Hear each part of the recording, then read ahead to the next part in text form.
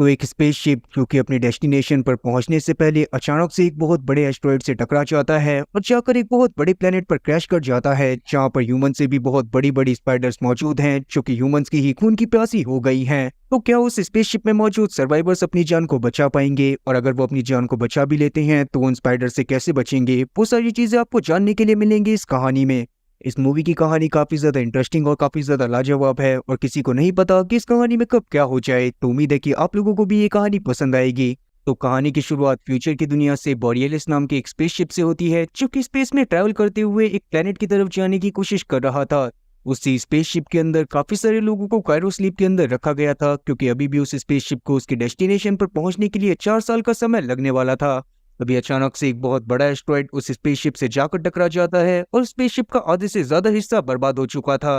तब स्पेसशिप में बहुत सारे अलार्म बजने लगते हैं और एंडी नाम के एक आदमी की आंख उन अलार्म की वजह से खुल जाती है। तब वो एक पॉड में लेटा हुआ था और तभी अचानक से उसके सामने उसकी फैमिली का एक वीडियो प्ले होता है, जिसको देखने के बाद एंडी काफी ज्यादा इमोशनल हो गया था। और अब क्योंकि स्पेसशिप उन सभी लोगों को बचा नहीं सकता था जिनको कायरो स्लीप में भेजा गया था, इसी वजह से वहां पर सर्वाइवल सिस्टम ऑन हो जाता है, जिस दौरान हम लोग देखती हैं कि एंडी को एक सूट पहनाया जाता है जिसमें खुद की ऑक्सीजन सप्लाई होने वाली थी और साथ ही उसका एक खुद का एआई भी होने वाला था। अब काफी सारे क्रायोपोड्स तो स्पेसशिप में ही होने वाले एक्सप्लोजन की वजह से पूरी तरह से डिस्ट्रॉय हो जाते हैं, पर काफी सारे क्रायोपोड्स ऐसे थे जो कि सामने मौजूद एक प्लेनेट की तरफ बढ़ रहे थे, जो कि उसी जगह पर मौजूद था जहां पर वो पूरा का पूरा स्पेसशिप डिस्ट्रॉय हुआ था। पर क्योंकि सामने मौजूद प्लेनेट का ग्रेविटेशनल पुल बहुत ज्यादा ही हाई था, इसीलिए क्रायोपोड्स बहुत स्पीड से उसकी तरफ बढ़े जा रहे थे। और अचानक से क्रायोपोड्स में से कुछ थ्रस्टर निकल जाते हैं जो कि उसकी स्पीड को मेंटेन करने का काम करने लगते हैं। और उस दौरान हम लोग कुछ ऐसे क्रायोपोड्स को भी देख पाते हैं जो कि बहुत तेजी से नीचे जा रहे थे, और नीचे जाने की वजह से उनके ऊपर इतना ज्यादा प्रेशर पड़ रहा था कि उनमें आसमान में ही आग लग जाती है और वो आसमान में ही ब्लास्ट हो जाते हैं।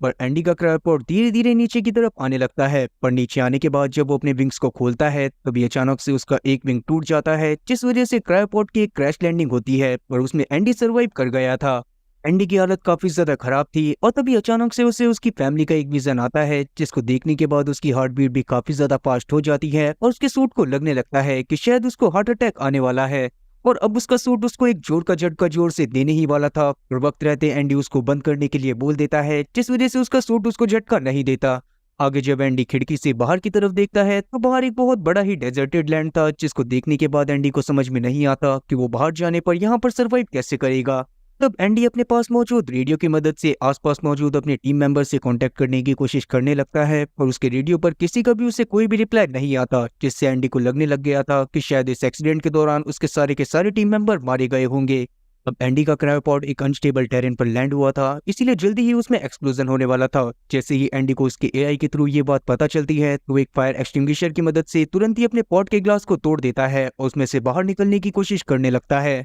तब पॉड इधर उधर डगमगाने की वजह से धोखे से नीचे गिर गया था, और इस पूरी प्रोसेस के दौरान टूटे हुए ग्लास की वजह से एंडी के सूट में एक छोटा सा छेद हो जाता है, जिसमें से ऑक्सीजन बाहर आने लगती है, जो देखने के बाद एंडी तुरंत ही वहां पर मौजूद एक स्प्रे की मदद से उसको सही करता है, और उस स्प्रे का काम यही था कि वो टूटी हुई चीजों को जोड़ सके। अब अपने सूट के सही होने के बाद एंडी उस पॉड से निकलने की कोशिश करने लगता है, और उसी दौरान पॉड के इंजन में शॉर्ट सर्किट होने की वजह से उसमें आग लग जाती है। पर एंडी किसी तरह से अपने बेटे के टॉय को वहां से निकालता हुआ खुद भी बाहर निकल जाता है। बाहर आने पर जब उसकी नजर आसपास की जगह पर पड़ती है तो वो आसमान में बोरियलिस को भी देखता है, जो कि जलता हुआ आकर इसी प्लेनेट के ऊपर क्रैश कर जाता है, जिससे एक बहुत बड़ा एक्सप्लोजन होता है, और उसी की शॉक वेव की वजह से एंडी वापस से दूर जाकर गिर जाता है। पर इस शॉकवेव की वजह से एंडी और उसके सूट को ज्यादा नुकसान नहीं पहुंचा था, और इसीलिए वो तुरंत ही खड़ा होकर अपने सूट के एआई से आसपास के एरिया के बारे में पूछने लगता है। तब जाकर उसे पता चलता है कि उसके सूट के एआई को इस जगह के बारे में कुछ भी नहीं पता, और उसका सिंपल रीजन यही था कि बोरियलिस ने अब तक अपनी सिर्फ हाफ जर्नी को ही कंप्लीट करा था, और उसके बाद वो एस्टेरॉयड के टकराने की वजह से इस प्लेनेट पर आकर क्रैश कर गया था।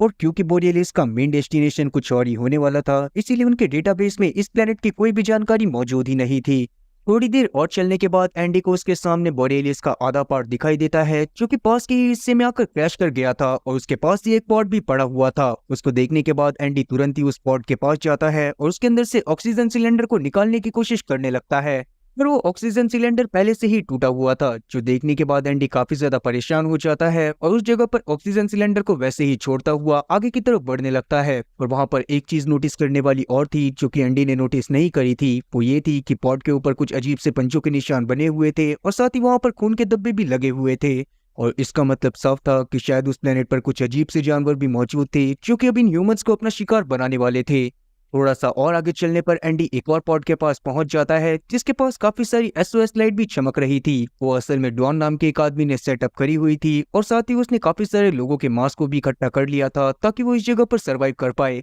तब जाकर हम लोग ड्वेन की बातों से जान पाते हैं कि उसने बोरियलिस के क्रैश होने से पहले वहां पर नेविगेशन मैप को देखा था और तब जाकर उसे समझ में आया था कि असल में कंपनी ने फ्यूल बचाने के चक्कर में स्पेसशिप को एक शॉर्टकट रास्ते से भेजा था और इसीलिए वो एक एस्टेरॉयड से टकरा गया और ये सारे के सारे लोग इस जगह पर आकर फंस गए। और अब अगर ये लोग रेस्क्यू टीम को बुलाने के लिए अर्थ पर सिग्नल भेजते भी हैं तब भी सिग्नल को अर्थ पर पहुंचने में 8 महीने का समय लगने वाला था और अगर अर्थ पर से कोई रेस्क्यू टीम इन्हें बचाने के लिए निकल भी जाती है तब भी उस टीम को यहाँ तक पहुंचने में 2 साल का समय लगने वाला था। अब एंडी इस बात को सुनने के बाद समझ गया था कि कहीं ना कहीं वो खुद ही एमसी है जो कि वो इस मिशन पर आया, क्योंकि ना तो इन लोगों के पास इतनी ज्यादा ऑक्सीजन थी और ना ही उन लोगों के पास इतना ज्यादा खाना पीना था कि वो 2.5 साल तक इस जगह पर सरवाइव कर पाए। पर उस समय पर हम लोग ड्वेन की बातों से जान पाते हैं कि अगर ये लोग बोरियलिस के बाकी आधे हिस्से को ढूंढ लेते हैं तो इन लोगों के पास काफी सारा खाना पीना हो जाएगा और साथ ही वहां पर बहुत सारे ऑक्सीजन टैंक भी थे। पर उस हिस्से को ढूंढने से पहले डॉन को एक एसओएस मैसेज भेजना था ताकि वो अर्थ वालों को बता सके कि उनका ये वाला मिशन फेल हो गया है और यहाँ पर टीम को उनके रेस्क्यू टीम की जरूरत है।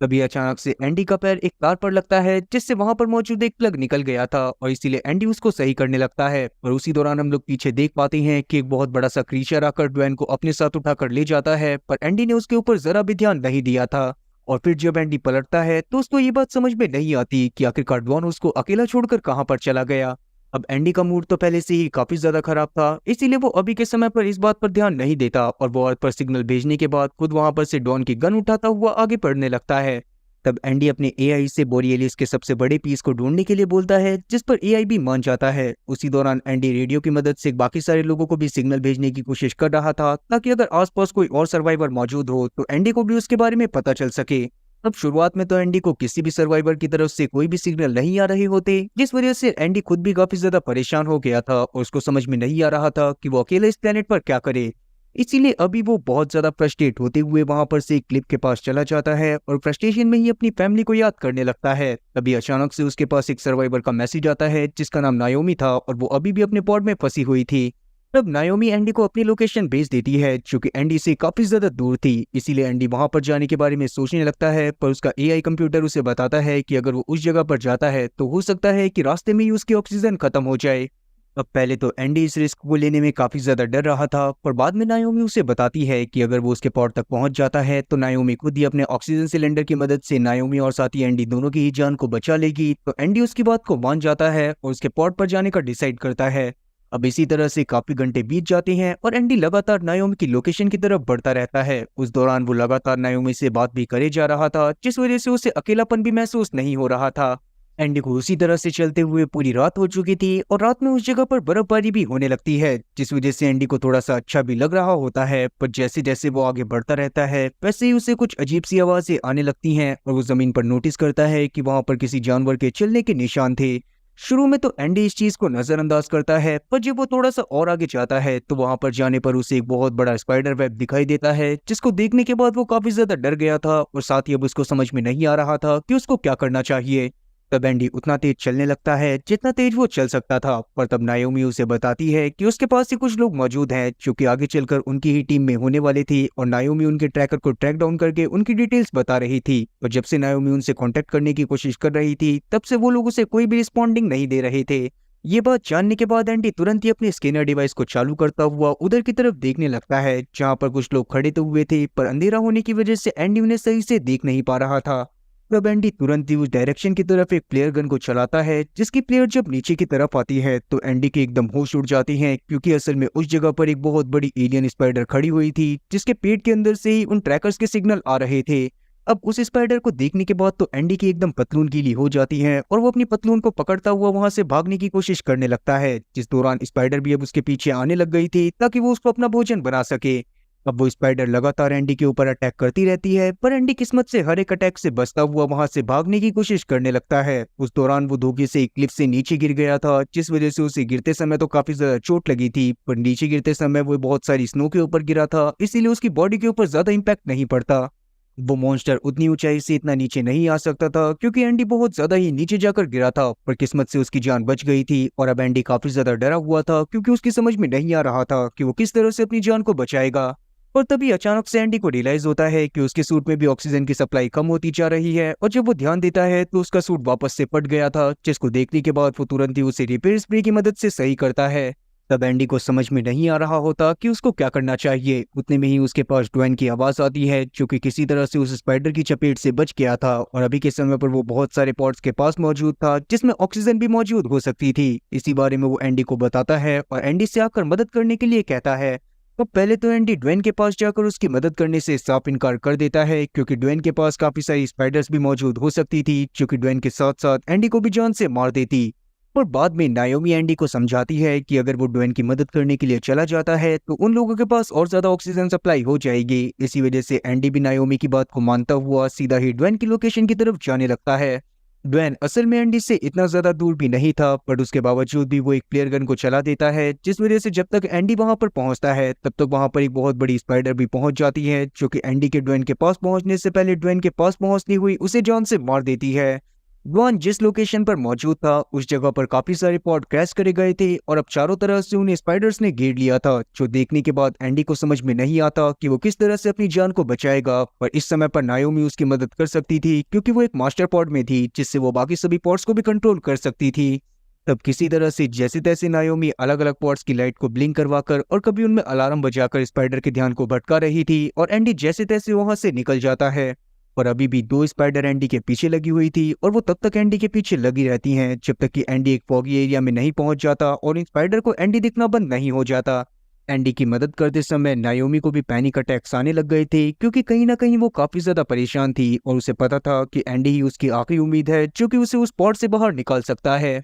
अब नायोमी की कंडीशन को नॉर्मल करने के लिए हमारा हीरो उसके लिए गाने गाता है और उसके बाद आगे की तरफ बढ़ने लगता है। तब एंडी चलते हुए काफी सारे फायरफ्लाइज के सामने आ जाता है, जो कि उस प्लेनेट पर पता नहीं क्या कर रहे थे। खैर अभी के समय पर एंडी को उन्हें देखने के बाद काफी ज्यादा अच्छा लगता है, पर अचानक से ही एक फायरफ्लाई उसके हेलमेट के पास आकर डेड हो जाता है और वो उसके ऊपर अटैक करना चालू कर देता है। अब वैसे तो फायरफ्लाई काफी ज्यादा छोटे होते हैं और वो एक फायरफ्लाई एंडी का क्या ही बिगाड़ सकता था, पर उतने में ही वो अपने सारे साथियों को आवाज मारता है और वो सारे के सारे फायरफ्लाइज मिलकर एंडी के ऊपर अटैक करना चालू कर देते हैं, जिस वजह से एंडी को वहां से भागने की कोशिश करनी पड़ती है। अब जैसे तैसे एंडी अपनी जान बचाकर उन फायरफ्लाइज के पास से निकला ही था कि तभी अचानक से उसके पैरों तले जमीन हिलने लगती है और उसमें से एक बहुत बड़ा मॉन्स्टर आकर एंडी को निगल लेता है। अब वो मॉन्स्टर असल में एक दलदल की तरह था, जो कि धीरे धीरे एंडी को अपने अंदर खाए जा रहा था। पर एंडी को तभी अचानक से एक आइडिया आता है और वो अपने सूट से कहता है कि उसको हार्ट अटैक आने वाला है, जिससे एंडी के सूट में इलेक्ट्रिसिटी जनरेट होने लगती है और उसका सूट उसे जोरों का झटका बहुत ज्यादा ही जोर से देता है, जिससे उस क्रीचर को भी झटका लगा था और वो तुरंत ही एंडी को अपने मुंह से बाहर फेंक देता है और एंडी की जान किसी तरह से बच जाती है।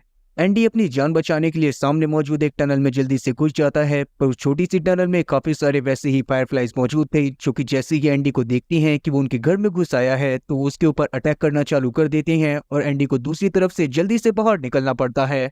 अब एंडी वहां पर जैसे तैसे सरवाइव तो कर जाता है, पर अभी भी उसकी पट के 4 से 64 हुई पड़ी थी, क्योंकि उसका ऑक्सीजन लेवल धीरे धीरे गिर रहा था और उसे समझ में नहीं आ रहा था कि वो इतने कम ऑक्सीजन लेवल में नायोमी के पॉड तक कैसे पहुंचेगा। तभी एंडी के पास बोरियलिस के दूसरे पार्ट की लोकेशन भी आ जाती है, जिसके पास जाकर वो अपनी जान को बहुत आराम से काफी सालों तक के लिए बचा सकता था। और उस समय पर एंडी डिसाइड करता है कि वो पहले नायोमी के पास जाएगा और उसकी जान को बचाएगा। हालांकि इस चीज में बहुत ज्यादा खतरा था और नायोमी भी इस बात को जानती थी, इसीलिए वो एंडी से बोलती है कि एंडी अपनी जान को बचा ले, पर एंडी उसकी बात को नहीं सुनता और उसके पॉड की तरफ आता रहता है ताकि वो नायोमी की जान को भी बचा सके। अब नायोमी के पॉड तक पहुंचते पहुंचते एंडी की ऑक्सीजन लगभग खत्म ही हो चुकी थी और अभी भी नायोमी का पॉड उससे कुछ कदम की दूरी पर था, पर किसी तरह से एंडी खड़ा होता है और किसी तरह से अपने आप में जोश भरते हुए वो नायोमी के पॉड के पास भागता हुआ चला जाता है। तब नायोमी भी जल्दी से अपने पॉड के दरवाजे को खोलती है, क्योंकि अगर वो ऐसा नहीं करती तो हो सकता था कि शायद उसी समय पर एंडी भी परलोक सिधार जाता।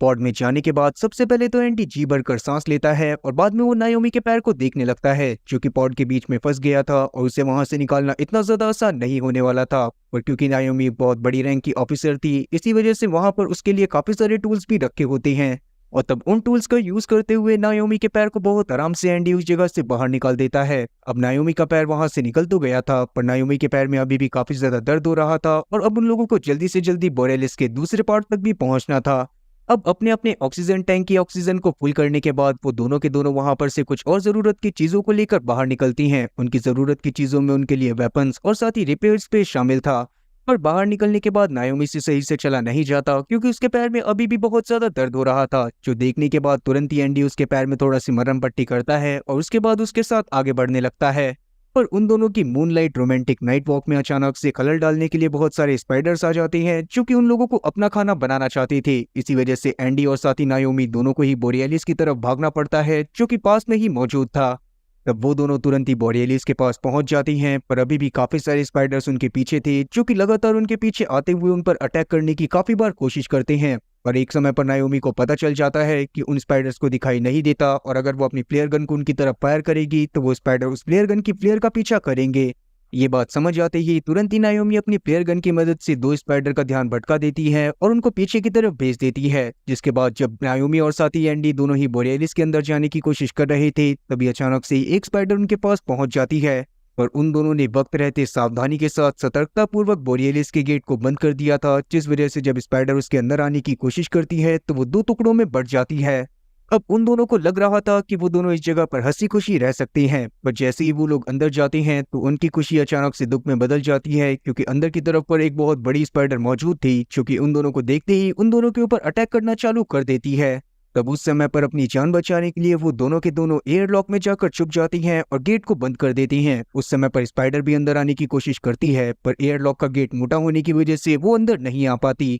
तब एंडी एक बार वापस से अपनी फैमिली को याद करने लगता है और उस दौरान हम लोग एंडी की बातों से जान पाते हैं कि असल में एक कार एक्सीडेंट के दौरान उसकी पूरी फैमिली मारी गई थी, और क्योंकि उस समय पर एंडी ड्राइव कर रहा था और वो ही बच गया था, इसीलिए एंडी को बहुत ज्यादा ही दुख था और वो इस मिशन पर आया था। अब ये सारी बातें सोचने के बाद वापस से एंडी काफी ज्यादा परेशान हो गया था और तब नायोमी उसे हक करते हुए संभालती है। उसी समय पर वो स्पाइडर भी उस एयरलॉक के गेट को तोड़ने की कोशिश कर रहा था, जिसमें वो सफल भी होने वाला था। तब एंडी और नायोमी दोनों को ही लगता है कि शायद उन दोनों की जान जाने वाली है, इसीलिए वो दोनों एक दूसरे को कस के गले लगा लेते हैं। पर तभी अचानक से नायोमी को एंडी की पीठ के पीछे एक और दिखाई देता है, जिसमें बहुत सारी फायरफ्लाइज भरी हुई थी, और उसको देखने के बाद नायोमी के दिमाग में एकदम से एक आइडिया आता है। और अब जैसे ही स्पाइडर एयरलॉक को तोड़कर अंदर आने की कोशिश करती है, वैसे ही नायोमी उसके फेस के ऊपर उन फायरफ्लाइज के गुच्छे को फेंक देती है, जिससे तुरंत ही वो सारी की सारी फायरफ्लाइज स्पाइडर के ऊपर ही अटैक करना चालू कर चुकी थी। अब इससे नायोमी और साथ ही एंडी दोनों को ही टाइम मिल गया था और वो दोनों के दोनों वहां से भागकर बाहर की तरफ आ जाते हैं, जहां पर वो देख रहे थे कि वो किस तरह से अपनी जान को बचा सकते हैं। पर अभी भी वो स्पाइडर उन दोनों के पीछे लगातार आ रहा था। इसी वजह से उन दोनों को अपनी जान बचाने के लिए फर्स्ट फ्लोर जितनी हाइट से नीचे कूदना पड़ता है, जिस दौरान उन दोनों की ही चोट लग गई थी। पर वो स्पाइडर नीचे आ गया था और उन दोनों का लगातार पीछा करे जा रहा था। एंडी अपनी और नायोमी की जान बचाने के लिए अपने पास मौजूद रिपेयर स्प्रे की बोतल को स्पाइडर के मुंह में फेंक देता है, और जैसे ही स्पाइडर उसे चबाता है, वैसे ही थोड़ी देर के लिए उसका मुंह बंद हो जाता है, और उस दौरान एंडी और साथी नायोमी को वहां से निकलने का मौका मिल जाता है। अब क्योंकि वो लोग बोरेलिस के इस पार्ट से बाहर नहीं जा सकते थे, क्योंकि बाहर और भी काफी सारी स्पाइडर्स होने वाली थी, इसी वजह से उन लोगों के पास एकमात्र रास्ता सिर्फ यही बचा था कि वो लोग इस स्पाइडर को यहीं पर जान से मार दें। उतने में ही वो स्पाइडर रिकवर होकर वापस से नायोमी और एंडी की तरफ बढ़ने लग गया था, जो देखने के बाद नायोमी किसी तरह से साइड में कूद जाती है और बहुत ज्यादा शोर मचाने लगती है ताकि वो स्पाइडर को अपने पीछे बुला सके। और अब जैसे ही वो स्पाइडर एंडी से थोड़ा सा दूर जाती है, वैसे ही नायोमी वापस से भागना चालू कर देती है ताकि वो अपनी जान को भी बचा सके। उसी दौरान अचानक से एंडी के सामने काफी सारे क्रायोपॉड्स आ जाती हैं, जिनमें से कुछ वर्किंग भी थी, और उनको देखने के बाद एंडी के दिमाग में कुछ आइडिया आता है। तब वो जल्दी से एक क्रायोपॉड में जाकर बैठ जाता है और नायोमी से बोलता है कि वो अपने ऊपर कुछ लाइट को लपेटकर भागती हुई उसके क्रायोपॉड के नीचे से निकले, ताकि जैसे ही उसके क्रायोपॉड के नीचे स्पाइडर आए, वैसे ही वहां पर एंडी अपने क्रायोपॉड को चालू करता हुआ उस स्पाइडर को कुचलकर जान से मार दे। अब इस प्लान में काफी ज्यादा रिस्क भी था, क्योंकि जमीन से टकराने की वजह से एंडी की भी मौत हो सकती थी, इसीलिए पहले नायोमी इसके लिए मना करती है, पर बाद में एंडी उसे फोर्सफुली ये सब करवाता है। किस्मत बहुत ज्यादा सही होने की वजह से एंडी का निशाना एकदम सही जगह पर लगता है और उसका पॉट जाकर सीधा ही स्पाइडर से क्रैश कर जाता है, जिस दौरान स्पाइडर के दो टुकड़े हो गए थे और वो मारा गया था। तब नायोमी खुद भी काफी ज्यादा डर गई थी और वो जल्दी से भागते हुए पॉट के पास जाती है, जहां पर पास में ही एंडी की बॉडी भी पड़ी हुई थी, जिसको देखने के बाद नायोमी को शुरुआत में लगता है कि एंडी मारा गया है, इसलिए वो रोने लगती है। पर उसके अगले ही पल एंडी वापस से खड़ा हो जाता है, जिसको देखने के बाद नायोमी काफी ज्यादा खुश होती है और वो दोनों ही एक दूसरे का हाथ पकड़ते हुए बोरियलिस के ग्लास वाले पार्ट के पास जाती हैं और अपने सामने सूरज को उगते हुए देखने लगते हैं। जिसके साथ ही ये मूवी भी यहीं पर खत्म होती है। तो उम्मीद है कि एक्सप्लेनेशन अच्छी लगी होगी, और अगर एक्सप्लेनेशन अच्छी लगी हो तो चैनल को सब्सक्राइब करना और बेल नोटिफिकेशन को ऑल पर सेलेक्ट करना, और वीडियो को भी लाइक करना। मैं ऐसी ही और मजेदार एक्सप्लेनेशन वीडियोस लाता रहूंगा। खैर, तब तक के लिए टाटा और गुड बाय।